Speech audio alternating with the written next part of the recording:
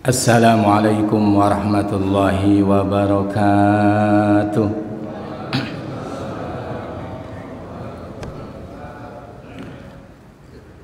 A'udzu billahi minasy syaithanir rajim. Bismillahirrahmanirrahim. Alhamdulillahilladzi faddala bani adama bil ilmi wal amali ala jami'il alam. Wassalatu wassalamu ala sayyidina Muhammadin sayyidil arabi wal ajam wa ala alihi wa ashabihi ya nabi'al ulumi wal hikam. Asyhadu an la ilaha illallah wahdahu la syarika lahul haqqul mubin. Wa asyhadu anna sayyidana wa nabiyana wa maulana Muhammadan abduhu wa rasuluhu sadiqul wa'dil amin. Allahumma sholli wa sallim wa barik ala sayyidina Muhammadil fatihi lima ughliqa wal khatim lima sabaqa nasiril haqqi bil haqqi wal hadi ila siratikal mustaqim wa ala alihi wa ashabi haqqa qadrihi wa miqdarihil azim. Amma ba'd, faya ikhwanan fid din ittaqullaha haqqa tuqatihi wa la tamutunna illa wa antum muslimun. Faqad qala Allah ta'ala fi kitabihil karim, a'udzu billahi samiil alim minasy syaithanir rajim. فمن كان يرجو لقاء ربه فليعمل عملا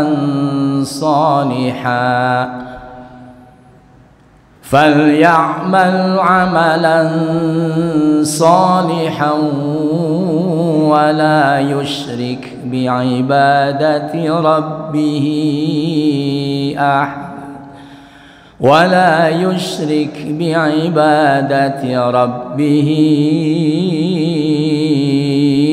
أحدا. Hadratil mukarramin wal muhtaramin, segenap jamaah salat subuh beserta jamaah pengajian DKI Masjid Al-Fajar yang sama-sama mengharap ridho Allah Subhanahu wa ta'ala. Alhamdulillah wa syukru ala ni'amillah. Dalam kesempatan pagi hari ini kita bisa berkumpul di rumahnya Allah, masjid kita tercinta, Masjid Al-Fajar, dalam rangka melaksanakan salah satu kewajiban kita, kewajiban zahir dan yang paling utama dibanding ibadah-ibadah zahir yang lainnya, yaitu ibadah sholat subuh. Dan alhamdulillah bisa kita berjamaahkan, mudah-mudahan sholat subuh kita baik yang wajib maupun yang sunnahnya diterima oleh Allah Subhanahu wa ta'ala. Bahkan sholat subuh dan sholat isya ini ibadah zahir yang paling berat dilaksanakannya dibanding sholat-sholat yang lainnya. Sampai-sampai orang-orang munafik mengatakan sholat yang paling berat dilaksanakan adalah sholat isya dan sholat subuh. Munafik juga, walaupun hakikatnya dia adalah orang-orang kafir, ikut melaksanakan sholat, tetapi melaksanakan sholatnya bukan karena dasar perintah, bukan karena dasar perintah Allah, tetapi karena malu, mungkin gengsi. Secara hatinya dia menolak yang dia rasakan paling berat. Pantas ada hadis mengatakan bahwa barang siapa yang sholat subuh diberjamaahkan, bukan sendiri, kemudian dia duduk duduknya itu adalah zikir kepada Allah, mengingat Allah melalui bacaan Al-Quran, bacaan sholawat atau zikir yang lainnya sampai terbit matahari. Kemudian dia melaksanakan sholat 2 rakaat, maka pahalanya itu seperti pahala haji dan umroh yang sempurna. Jadi berat dilaksanakannya sholat isya dan subuh itu. Oleh karena itu mudah-mudahan kita bisa istiqomah melaksanakan perintah-perintahnya. Dilanjut dengan thalabul ilmi, ini juga merupakan kewajiban kita. Thalabul ilmi yang diperintahkannya adalah thalabnya, mencarinya, belajarnya, bukan bisanya. Maduminnya adalah Allah yang menentukan seseorang memiliki ilmu atau tidak. Matlubnya, diperintahnya, baik yang bisa atau yang tidak bisa, atau memiliki ilmu atau tidak memiliki, hasil daripada thalab itu ketentuan Allah. Kita cuma sebatas perintah saja melaksanakan. Sampai-sampai ada pepatah, maaf takutnya bukan hadis, wajib mencari ilmu itu walaupun di negeri Cina. Itu saking wajibnya, walaupun jauh kita wajib belajar. Nah, belajar di situ bukan untuk orang yang mempunyai ilmu atau awam, semua kena, baik yang berilmu atau yang tidak punya ilmu. Tugas masing-masing adalah thalab. Jadi kalau seorang pengajar, jangan terus mengajar dan terus mengajar, tetapi perhatikan juga kewajiban seorang muallim atau murabbi. Kewajibannya adalah belajar kali-kali, dia harus belajar thalab. Bahkan teman mengatakan kita punya tugas sebagai khatib, jangan setiap minggu harus jadi khatib. Jadi kali-kali harus jadi makhtubnya, jamaahnya, supaya mendengarkan bagaimana perasaan sebagai muallim, pengajar dan yang belajar.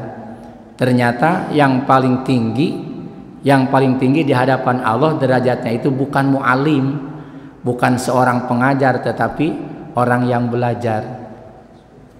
Dalam hadis tentang belajar Al-Quran saja, khairukum man ta'allamal Qur'an wa 'allamah, gitu. Sebaik-baiknya kalian itu adalah yang mempelajari, yang belajar Al-Quran atau mengajarkannya. Jadi mengajar itu adalah kelas kedua, kalah dibanding kelas belajar. Coba seorang yang sudah memahami, yang memiliki ilmu, kemudian tugas mualimnya itu adalah menurut umum juga di bawah dia. Perasaan bagaimana menerima ilmu di usia yang paling bawah dibanding kita. Nah, itu berat sebagai orang yang belajar itu. Jadi walaupun seberat apapun, baik mu'alim atau yang belajar, tetap dituntut oleh Allah dan Rasulnya harus belajar. Oleh karena itu kita niatkan belajar ini untuk mempelajari ilmu-ilmunya Allah, untuk menjaga keimanan, memupuk kemudian amal solih kita, membuang sifat kebodohan yang ada di diri kita. Nah ini, buang sifat kebodohan yang ada di diri kita dan harus mengakui bahwa diri kita ini adalah bodoh. Nah itu yang paling berat, mengakui kebodohan. Nah, itu. Jangan dikukut kebodohan itu, buang jauh-jauh, diisi dengan ilmu-ilmunya Allah. Bapak-bapak, ibu-ibu yang sama-sama mengharap ridho Allah Subhanahu wa ta'ala, kemudian belajar dan zikir kita ada di masjid Allah ini, rumah Allah ini, ya. kita niatkan selama ada di dalam masjid niat untuk iktikaf. Jadi beberapa poin insya Allah jadi ibadah semuanya. Nawaitul i'tikafa madumtu fi hadzal masjid sunnatalillahi ta'ala. Niatkan masing-masing. Bismillahirrahmanirrahim. Qala al-musannif rahimallahu ta'ala wa nafa'ana bihi wa bi ulumihi amin ya rabbal alamin. Paslun fil ma'i. Ini pasal menjelaskan tentang air. Baca dulu artinya atau logatnya di pesantren tuh. Paslun utawi iki ikulah pasal sewiji. Al-ma'u utawi banyu iku qalilun banyu kang kidik wa kasirun lan banyu kang akeh. Fal qalilu mangka utawi banyu kang kidik iku ma dunal kullataini banyu kang kurang maring rong kulah.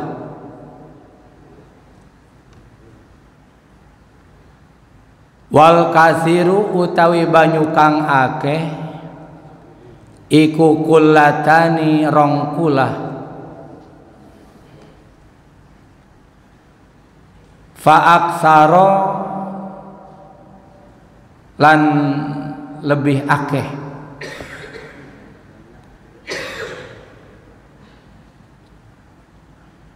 Ini Jawanya Jawa Reang, bukan toknya Jawa Reang. Wal qalilu utawi banyu kang kidik iku yatanajasu dadi mutanajis iku qalil. Harus dirujukkan, rujuk itu balik sesuai dengan domirnya. Yatanajasu domirnya itu adalah goib mudzakkar, takdirnya huwa. Jadi kalau diadakan yatanajasu dadi mutanajis opo huwa iku qalil, dibuang huwanya. Jadi menakdirkan lafaz huwa. Dia itu ke banyu qalil. Iku yatanajasu dadi mutanajis iku qalil biwuku'in najasati kalawan tumibane najis fihi ing dalem iku qalil wa illam yatagoyyar sanajan ora berubah iku qalil. Wal ma'ul kathiru utawi banyu kang akeh iku la yatanajasu ora dadi mutanajis itu ma'ul kathir illa idza tagoyyara angin tatkala berubah apa tokmuhu rasane iku ma'ul kathir au launuhu atawa warnane iku ma'ul kathir aurihuhu atau ambene iku ma'ul kathir. Sebelum menjelaskan tentang air, sekedar mengingatkan dan supaya kita ingat lagi dan lurus kemudian benar mempraktekannya.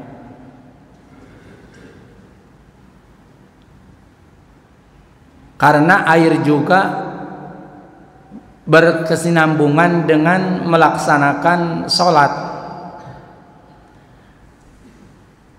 Baik sholat sendiri yang disebut dengan munfarid atau sholat banyakan yang disebut dengan berjamaah, itu harus sesuai dengan syarat dan rukunnya.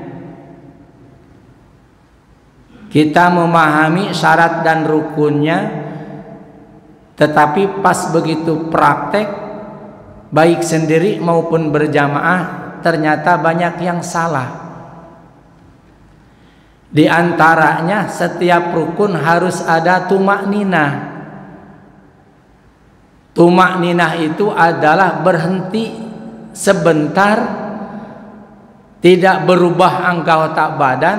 Berhentinya itu diperkirakan membaca subhanallah dengan tartil subhanallah. Berhentinya anggota badan di waktu melaksanakan rukun-rukun sholat yang 17, per rukun itu minimal selama membaca subhanallah, anggota badan kita tidak boleh bergerak, minimal.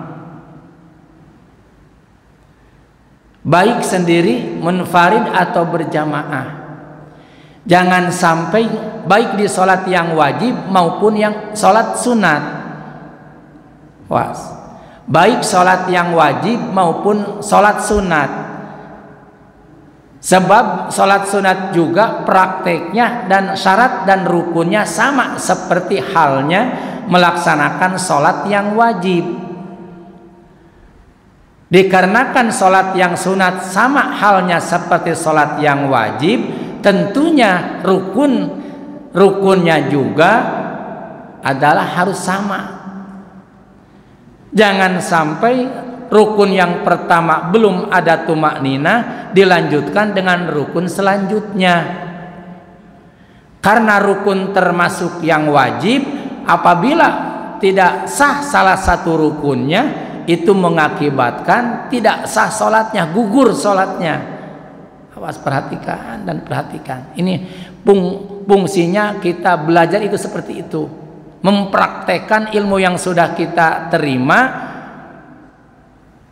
ilmu yang sudah kita miliki, kemudian dipraktekkan di waktu sholat. Perhatikan anggota badan kita. Berubahnya anggota badan kita, tangan dan selain tangan itu beda. Kalau tangan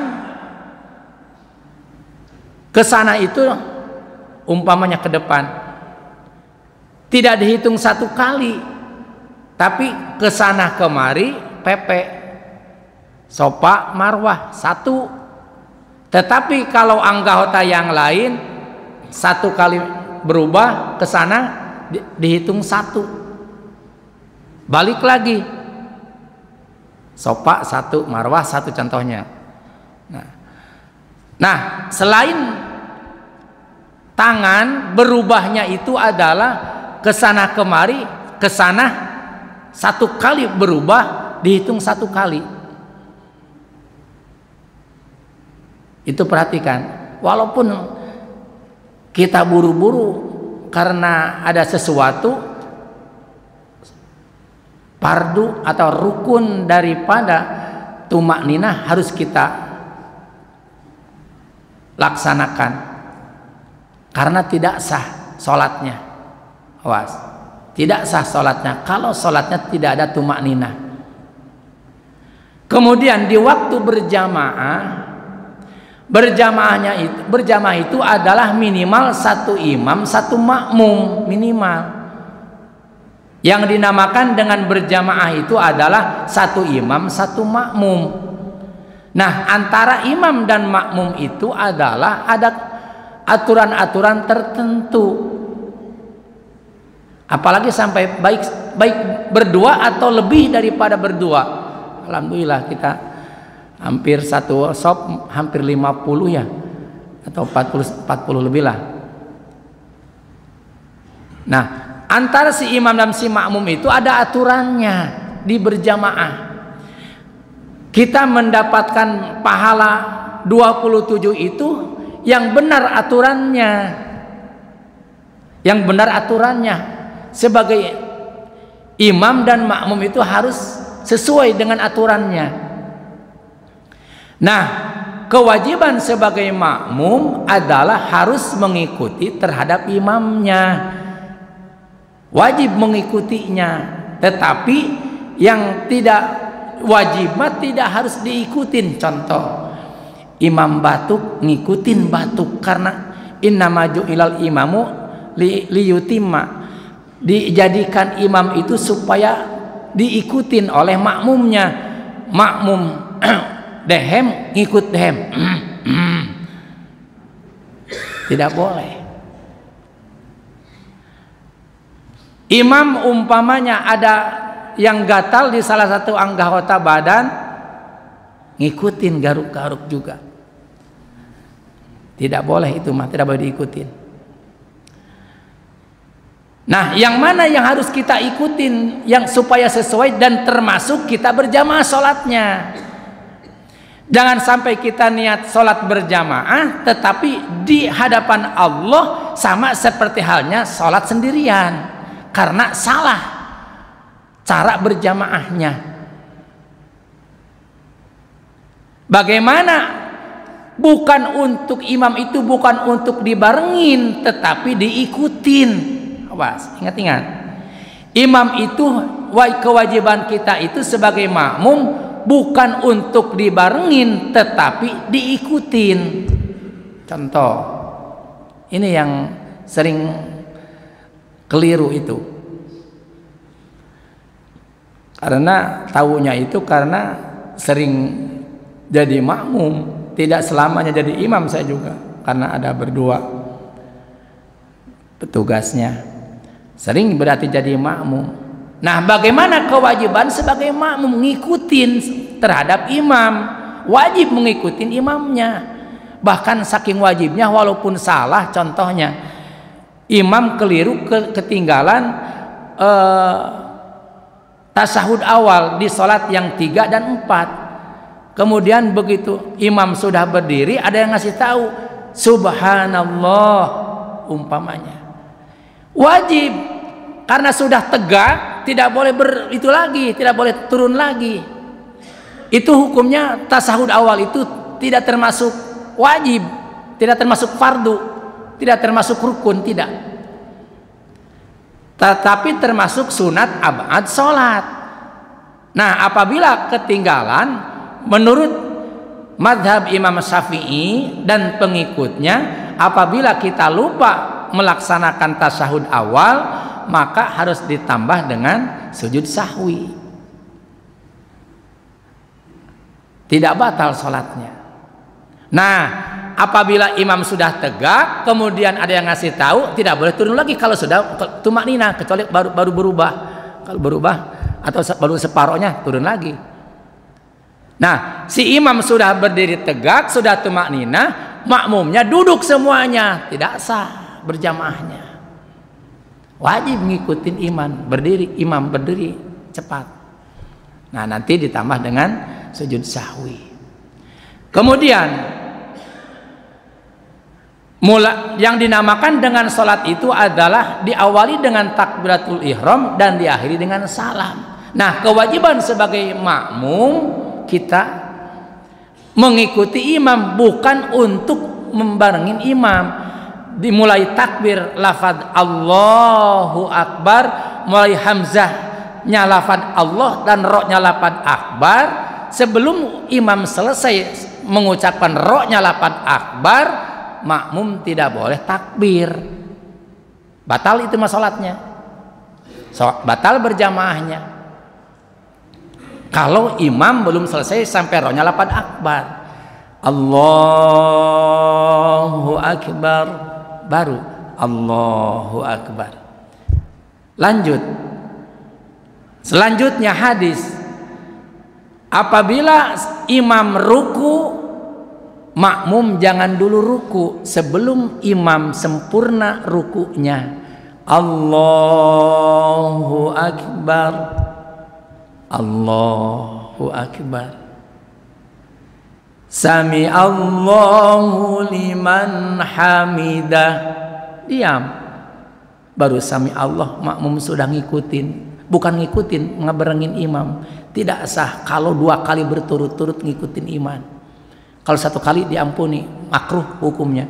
Tapi kalau 2 kali batal berjamaahnya.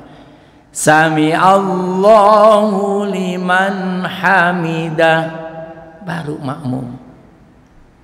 Rabbana walakal hamd. Lanjut.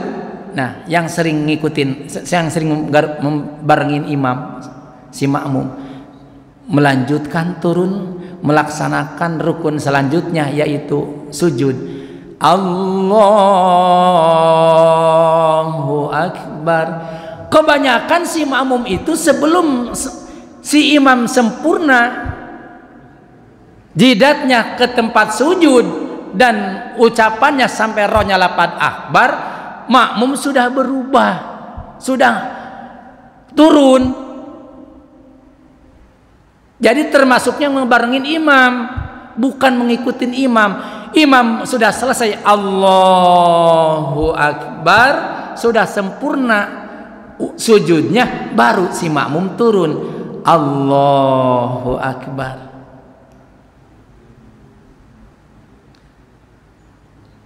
Kalau duduk antara dua kali sujud itu mah karena cepat, jarang bareng sama imam. Allahu Akbar. Tapi kadang-kadang baru lapad Allah sudah ikut juga itu si makmum. 2 kali berturut-turut 2 rukun batal berjamaahnya. Was, ingat-ingat. Jangan sampai berjamaah kita batal berjamaahnya. Niat sholat berjamaah ternyata kembali ke hadirat Allah Subhanahu wa Ta'ala, gugur kewajiban sholatnya, pahala berjamaahnya sia-sia, tidak ada. Yang ada hanya sholat munfarid, sholat sendiri, sampai selanjutnya dan selanjutnya. Salam, imam belum menghadap kiblat, Assalamualaikum warahmatullah, diam. Apalagi imamnya ada doanya, Allahumma as'aluka fauzan bil jannah, ya Allah aku minta kebahagiaan surga, diam. Lalu berubah si imamnya, karena kewajiban cuma ke kanan sampai si imam menghadap lagi kiblat, ke kiri mah sunat hukumnya. Nah baru separohnya sampai menghadap kiblat, mangga assalamualaikum warahmatullahi wabarakatuh. Indah dan enak berjamaah itu. Coba jangan sampai perasaan si imam itu dikejar-kejar oleh makmum, gara-gara si imam ngejar si makmum ngejar si imam. Jangan, nyantai saja, nyantai. Sempurnakan si imam, baru kita ngikuti. Paham semua? Insya Allah laksanakan nanti. Ya saya perhatikan cuma 10% yang benar. Maaf dan maaf. Tapi mudah-mudahan saya yang 10% ini bisa membawa yang lainnya. Amin ya rabbal alamin. Karena tahu, karena saya juga jadi makmum, bahkan sering masbuker. Ya, masbuker, sering masbuk, ketinggalan. Jadi yang ketinggalan itu adalah masbuk gitu ya.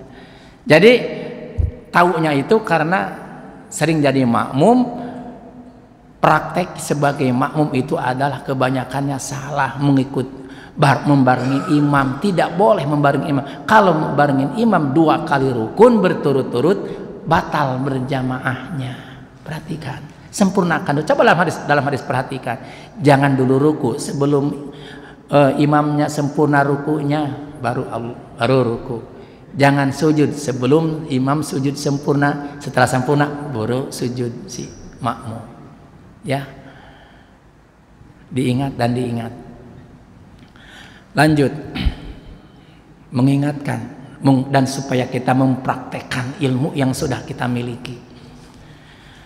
Bapak-bapak yang dirahmati oleh Allah Subhanahu wa Ta'ala, alat untuk bersuci itu ada 3: air, tanah, dan batu. Air, tanah, dan batu itu alat untuk membersihkan hadas dan najis. 3 faktor yang bisa membersihkan dan mensucikan hadas dan najis. Hadas ada 2, hadas kecil dan hadas besar. Hadas kecil yang mewajibkan wudhu, hadas besar yang mewajibkan mandi besar, junub. Dan membersihkan dan menghilangkan najis. Najis ada 3, najis mukhaffafah, najis mutawasitoh, dan najis mughalladhah. Nah, dengan 3 perkara inilah bisa mensucikan dan menghilangkan hadas dan menghilangkan najis. Di antara yang 3 ini, yang paling utama adalah yang pertama, yaitu air. Nah, air ini yang paling utama alat untuk mensucikan dan membersihkan hadas, menghilangkan hadas dan menghilangkan najis dibanding tanah dan batu. Kalau 3-tiganya ada. Nah, kalau airnya sudah tidak ada karena kemarau begitu lama, mengakibatkan air sumur juga kering, ada air karena membeli dan itu juga dibutuhkan untuk binatang atau hayawan-hayawan yang lainnya, atau ada air tetapi menurut dokter karena di anggota badan kita tidak boleh terkena air, kemudian yang paling utama yang kedua diganti dengan tanah, baru tanah yang disebut dengan tayamum. Baru yang ketiga batu. Air yang yang bisa menghilangkan atau mensucikan hadas dan najis itu adalah mana yang suci dan mensucikan. Di antaranya air yang suci dan mensucikan, karena air itu ada suci tetapi tidak mensucikan. Contoh. Nah, ini air suci nih. Disebutnya air teh. Suci ini, suci. Bisa diminum? Bisa. Tetapi tidak mensucikan. Dipakai untuk menghilangkan najis, kita buang air kecil, memakai air teh, tidak sah. Atau air kopi, tidak sah. Suci tidak mensucikan. Nah, yang dimaksud di sini air yang suci dan mensucikan mana? Satu, air hujan. Air hujan bisa dipakai untuk menghilangkan hadas kecil atau hadas besar, dan bisa dipakai untuk membersihkan najis, mensucikan najis. Dua, air sumur. Galian yang digali, yang ada di rumah kita masing-masing, air sumur, suci dan mensucikan.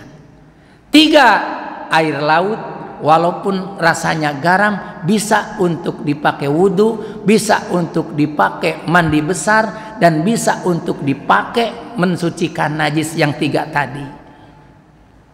4, najis dari sumbernya mata air. Ada yang keluar dari bumi, keluar mata air. Bukan air mata, mata air. Mensucikan. Nah, air-air tersebut, nah itu alat untuk membersihkan atau menghilangkan hadas dan najis. Nah, yang tadi disebutkan tadi, ada najis apa? Ada air yang kategori sedikit, ada yang banyak. Mana yang dikatakan najis yang kecil? Najis yang sedikit itu adalah apabila ada najis yang kena terhadap air yang kecil itu, maka air itu termasuk mutanajis.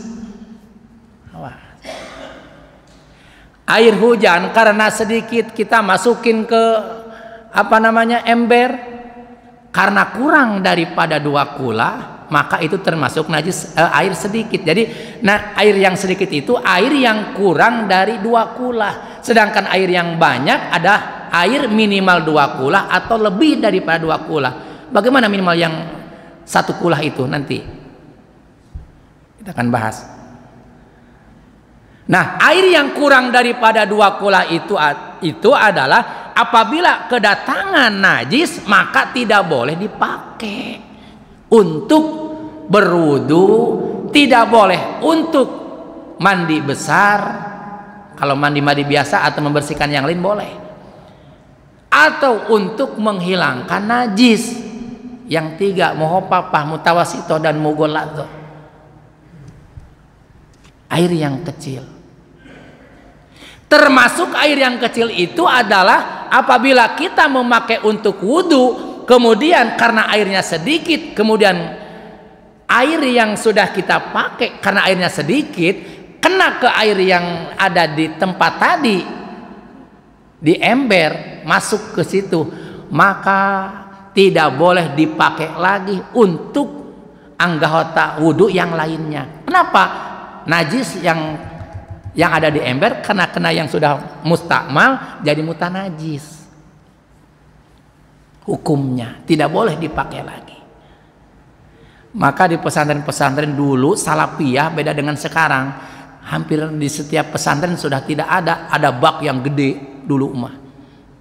Sampai saat saya menyantren masih ada. Sekarang di pesantren saya aja yang dulu nyantren sudah tidak ada. Boleh dipakai gak? Boleh di kobok. Nah, karena airnya banyak, lebih daripada 2 kula.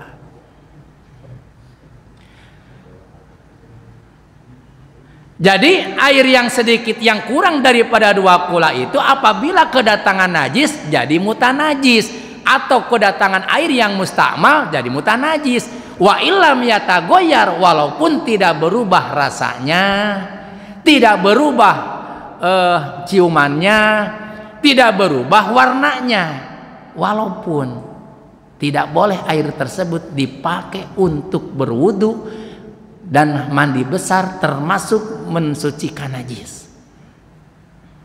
Sedangkan air yang besar adalah atau yang banyak, walaupun kedatangan najis, dia tidak jadi mutanajis. Boleh ada darah netes ke situ, umpamanya di anggota badan kita ada yang ada penyakit, umpamanya ada baik wudu atau apa, umpamanya ada nanah atau karena sesuatu kemudian berdarah kena air. Kalau airnya banyak tidak jadi mutanajis, boleh dipakai? Boleh. Kecuali air tersebut ada syaratnya, illa idza taghayyara ta'muhu aw launuhu aw rihuhu. Kecuali air yang besar itu kedatangan najisnya banyak mengakibatkan rasa air tersebut berubah, warna air yang banyak itu berubah, ciumannya juga sama berubah, tidak seperti air tawar.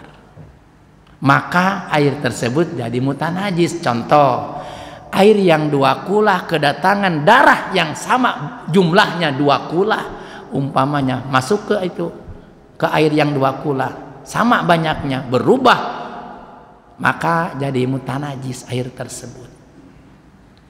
Bagaimana minimal batasannya?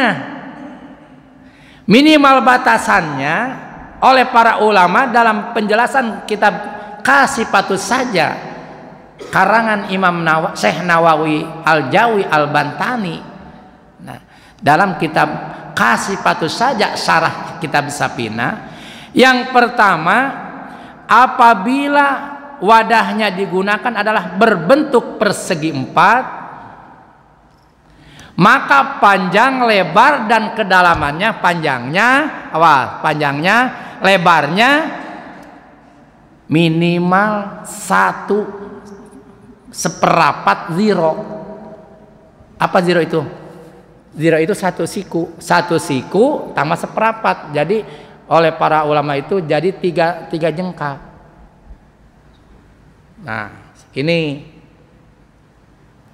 lebarnya itu persegi, termasuk dalamnya, atau ukuran 60 cm. Kalau di meteran silahkan 60 cm, panjang 60 cm, lebar 60 cm, sama. Dalamnya juga 60 cm minimal. Itu 2 kula. 2, apabila tempat airnya itu adalah yang digunakan oleh kita berbentuk persegitiga, maka panjang ketiga sisinya itu adalah 2,5 ziro. Ziro itu 1 siku, awas ingat-ingat.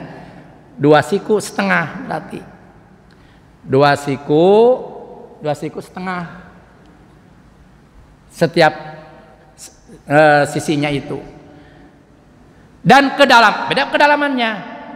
Yang 3 itu persegi 3 itu harus sama 2,5 ziro dan kedalamannya 2 ziro, 2 siku dalamannya. Kalau bentuk tempatnya itu adalah persegi 3. Bagaimana kalau tempatnya itu bulat? Bulat tempatnya itu. Apabila wadahnya yang digunakan berupa wadah berbentuk lingkaran, maka lebarnya adalah lebar 1 ziro dan kedalamannya adalah 2,5 ziro. 2,5 ziro. Jadi 2 siku setengah dalamnya. Kalau berbentuk bulat, lebarnya 1 ziro, 1 siku. Dalamannya itu tempat. Kalau yang bulat 2 siku setengah. 1 ziro itu adalah 48 cm. Coba dihitung aja dia. Nah, 48 cm. Berarti 1 dikali itu 24 ya. 24 ini. 24. Jadi 48. Itulah minimal 2 kulah. Kalau kurang dari yang 2 kulah tadi, maka termasuk kategori air yang sedikit. Hati-hati dalam penggunaan air. Walaupun kita kemudian sedikit lagi. Bagaimana kalau ada najis yang ada di ledeng atau kalau di kamu ngeledeng ya. Kalau sekarang mah apa namanya? Yang apa tempat air itu namanya? Bukan pam yang kecil itu namanya? Pengganti ledeng apa namanya? Aduh. Tempatnya apa namanya? Yang kecil itu apa namanya? Yang ada 2,5 cm dengan paralon. Susah. Kalau ada najis masuk ke paralon yang ada airnya, apakah airnya itu termasuk najis apa tidak? Tergantung najisnya. Kalau najisnya berupa cairan, maka yang dihukumin dengan najis, airnya jadi najis apabila tergantung najisnya. Kalau najisnya sama cairan, maka yang kategori najis, air yang jadi najis itu adalah yang sesuai dengan air yang ngalir ada najisnya. Berbeda kalau najisnya itu adalah jamid, artinya keras, tidak bercair. Nah, bagaimana airnya? Karena air sedikit. Nah, yang dinamakan air yang najis itu adalah apabila air lewat ke najis yang keras tadi, maka yang sudah kelewatan oleh air, maka air tersebut najis. Kalau yang tidak kelewatan tidak termasuk najis. Kalau di paralon pasti kalau lewat ke situ kelewatan. Cuma yang sebelumnya yang belum lewat berarti tidak najis. Bagaimana kalau air yang ada di akuarium yang suka melihara ikan? Nah, air tersebut apalagi ikannya suka mengeluarkan kotoran, maka hukumnya itu adalah najis sama. Cuma najisnya najis ma'fu, diampuni. Artinya apabila kita mau ke masjid, kemudian lihat dulu akuarium, kemudian airnya itu karena ikannya itu hidup, umpamanya nyepet ke baju kita, diampuni. Nah, jadi najis itu ada 2. Satu, ada najis yang dimakfu di air, tidak dimakfu di waktu sholat. Dimakfu di air seperti binatang yang tidak mempunyai darah merah, kena air tidak jadi mutanajis, diampuni. Tetapi apabila kena ke anggota badan kita, ke bawah anggota badan kita, ke bawah sholat, tidak sah sholatnya, tidak diampuni di waktu sholat. Diampuni di waktu sholat, tidak diampuni di waktu ke air yang kecil. Yang bagaimana?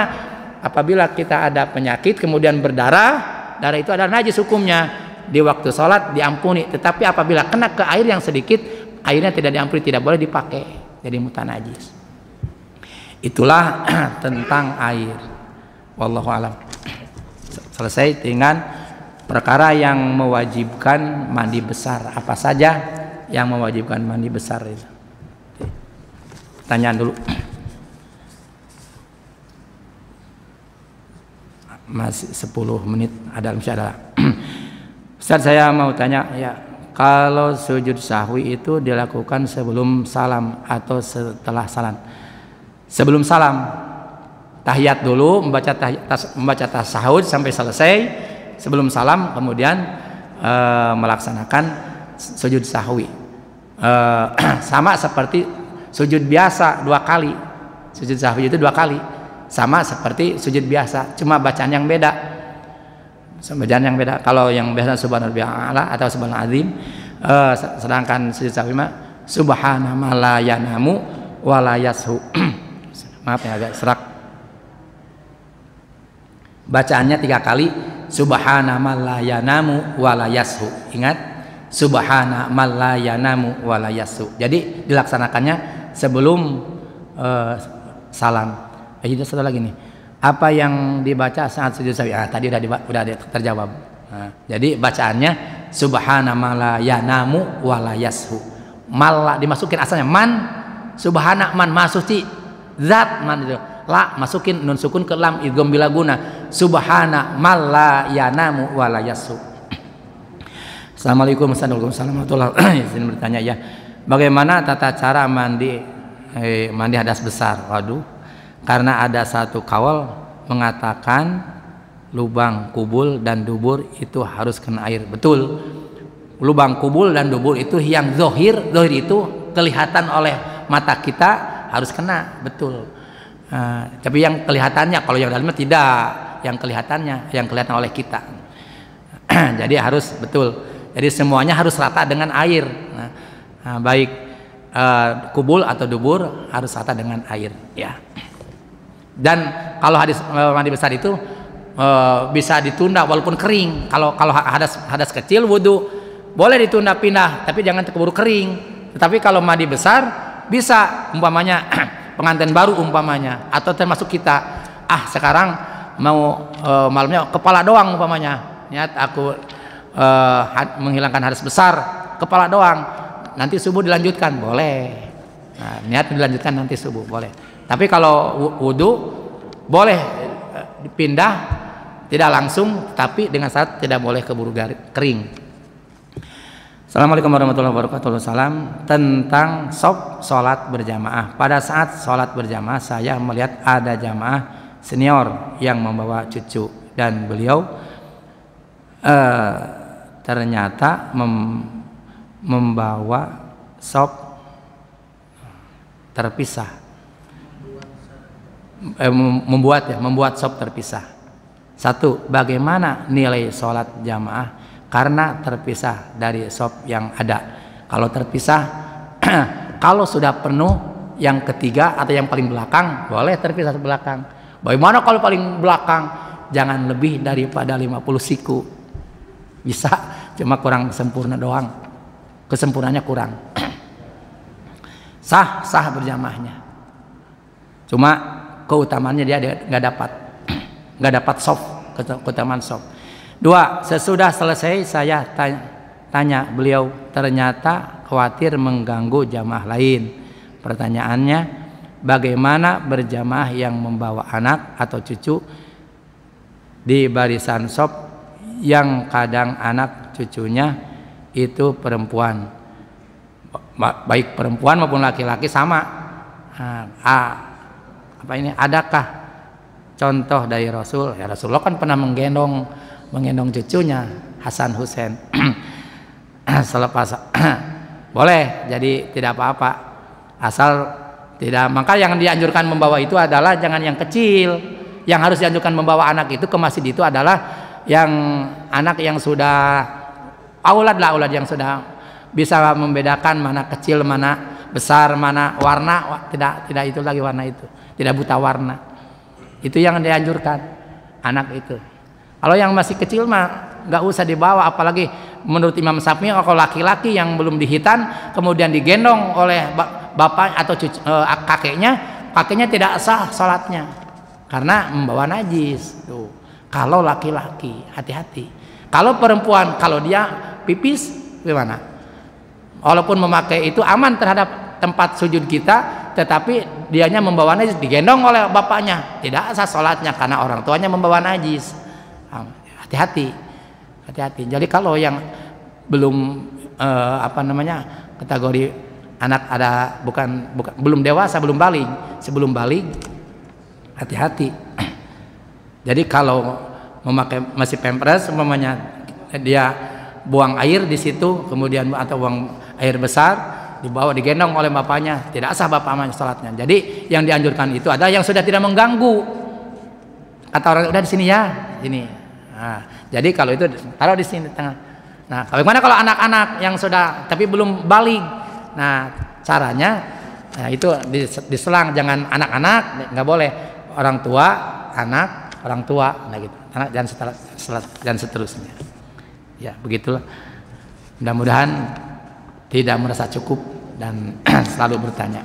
Mudah-mudahan ada manfaatnya. Kita akhiri dengan doa Rabbin fa'ana bima 'allamtana, Rabbi 'allimna alladzi yanfa'una, Rabbi faqihna wa faqih ahlana wa qarabati lana fi dinina, tawassalna bi ta'alumin tawassalna bi ta'limin, antarzuqana al-wasi'ah wa antarzuqal amanah. Kita akhiri dengan doa kifatul majlis. Subhanakallahumma wa bihamdi asyhadu an la ilaha illa anta astaghfiruka wa atubu ilaik. Wal afu minkum. Wassalamualaikum warahmatullahi wabarakatuh.